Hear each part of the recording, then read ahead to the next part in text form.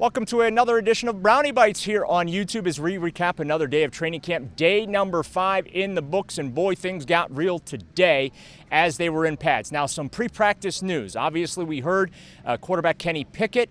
He is out, at least this week it seems, with a hamstring injury. He suffered that injury during Saturday's practice. Head coach Kevin Stefanski said prior to practice on Monday that it is his anticipation they'll look at Pickett later in the week. Also, Joe Flacco, he's QB1 now, and then Dillon Gabriel and Shedeur Sanders will also get some reps. Now, also during practice today, we're going to talk with Coach Lance Reisland, who has joined me for this edition of Brownie Bites on YouTube to go over what he saw in the first practice in pads. Shedeur Sanders got some work with the twos today, so we're going to get into that. But Dillon Gabriel and Joe Flacco primarily worked with the ones. And Coach, let's start right here. First full practice in pads, your first general impressions. Well, defensive line controlled the day. That was my first general impression. The offensive line is having trouble in pass protection, which is kind of hurting the quarterbacks trying to get the rhythm, within each drill. Again, I think the offensive line will improve as camp goes along once the pads stay on. But that was my first takeaway. I thought Deontay Johnson kind of stuck in my head. I thought some of the rookies looked really good. That rotation with Flacco, he's definitely number one. And then they did, they rotated both Dillon and Shedeur with that second and third group. I thought Shedeur had a pretty good day. He finished the practice really strong with a nice long touchdown pass, Canella. I thought the practice as a whole was sharper. Again, dominated by the defense without question, though. Yeah, let's start with Joe Flacco because obviously now he steps primarily into the spotlight. He is, for now, QB number 1. Now, Kevin Stefanski did say that this injury does not preclude Pickett from the quarterback competition, the four-man derby. But let's be honest about it, Lance. It's going to have an impact. You can't win a job when you're not on the field. So that's obviously very unfortunate for Kenny. But I have to also think it's got to help Joe Flacco a little bit.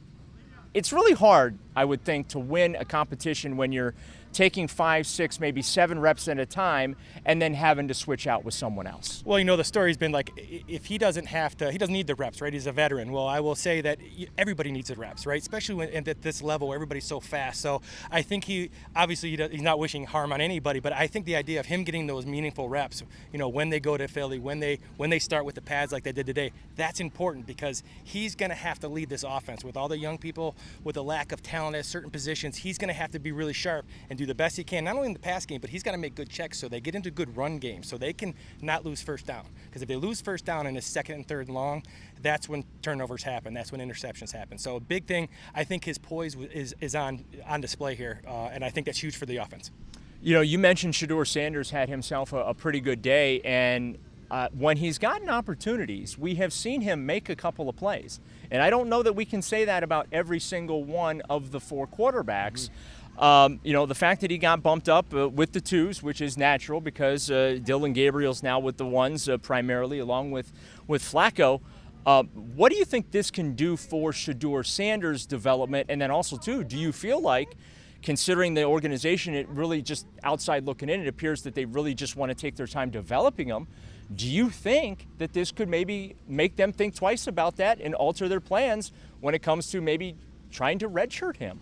Well, the first thing you're going to get, he's going to get more reps. So the more reps you get, the better chance you have. Now, we have both talked about him getting a less of a playbook kind of thing. Very simple, very, trying to build his confidence, trying to get him some completions. You saw today, that's going to amp up a little bit now. Now he's going to get some of those 1s and 2 reps, so he's going to have to know what's going on as a whole with this offense. But the more reps you get, the more it's going to be beneficial. And today, as I said, that last session, that last 3 to 5 plays was his best connection of plays he's had in camp, and obviously finished with a long touchdown pass. But once again, his footwork is getting better. I saw him step up today.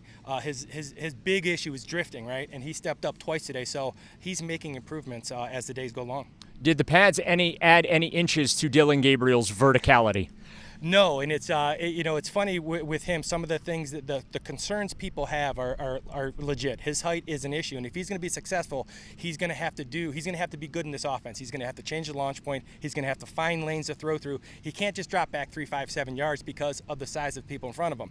But he's been doing it his whole life, so obviously if they draft him, they know they're going to have to move the pocket if they want him to be successful. I do see him processing very well. I look forward.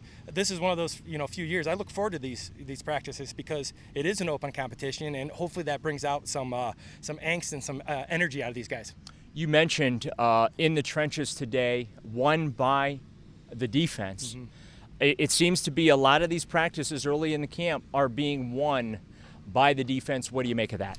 Well, the defense, first of all, they're 8 deep. That defensive line is 8 deep, so that's really tough, especially for those second offensive line going in. Some of those guys on the second D line, those are first-team guys.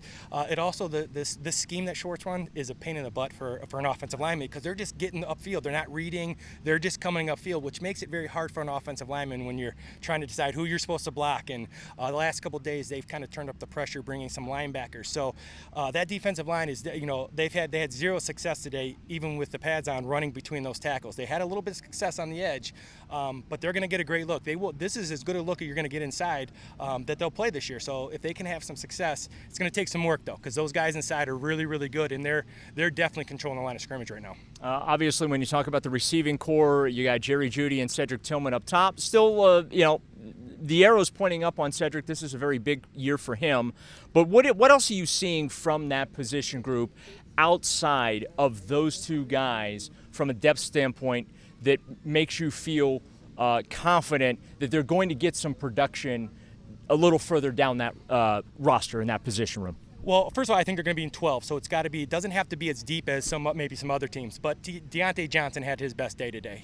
His routes look sharp. You can see why people are high on him when he's on the field, and he's energized and doing the right stuff. He runs really good routes. He does a great job of working leverage, working angles, he does a really good job of working in space, and you can see that talent when he catches the ball. That's going to be his thing, is making sure that he's out here all the time, because he does have the talent. And like I said, today was his best day without question, from individual to one-on-one to team. He looked sharp today. The secondary, let's touch on them. Obviously led by Denzel Ward. They seem to be off to a hot start as well through these first 5 practices. Well, that secondary, you can tell they've been in the system now for a couple years, because everything seems to be slowed down for them. It doesn't matter what formation they get, motion, all the stuff that can kind of trick a secondary. They've seen it, and obviously Denzel Ward, when they're in man coverage, these guys have done a really good job, and Denzel Ward is elite in man coverage. Obviously, Martin Emerson's got to bounce back, but I like watching Martin Emerson practice. He competes every day, so it's not for lack of effort. He didn't have a great year, but not having a great year and not practicing hard are two different things to me, and he just, for some reason, struggled a little bit last year. Very impressed with all those guys, and obviously I think the big key is who's going to be that free safety, kind of creating some turnover, because that's what they've been lacking. They'll be back in pads on Tuesday, so as a coach, what do you look for from practice to practice at this time of year in pads? Well, my thing is that the first day for everything is always easy, right? They're excited, everybody's in pads. Now they go in, they get showered up, they eat, then they start to get sore.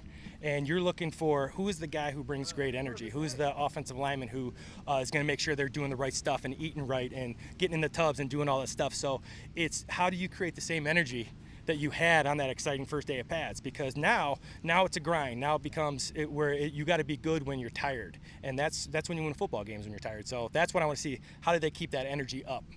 He is Lance Reisland, Coach Riz, as we like to affectionately call him, and you want to stay tuned to Tuesday on Afternoon Drive. A very special announcement featuring Coach Riz will be coming your way, so you definitely want to tune in for that. On Tuesday, we're also going to hear from Browns ownership. Jimmy and Dee Haslam will be speaking. A couple of quick notes.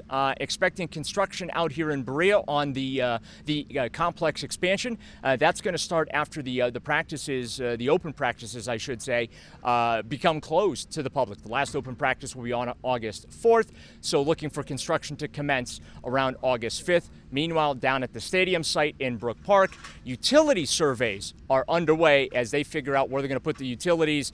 Jimmy and Dee Haslam both saying on their Brownstown podcast, the Browns' new stadium podcast there, that they hope to start moving dirt and digging that pit for the new dome beginning there in October. Want to thank you as always for watching and listening to us on YouTube. Don't forget to hit that subscribe button on the 92.3 The Fan YouTube channel. For Coach Riz, I'm Daryl Ruiter with the Browns in Berea.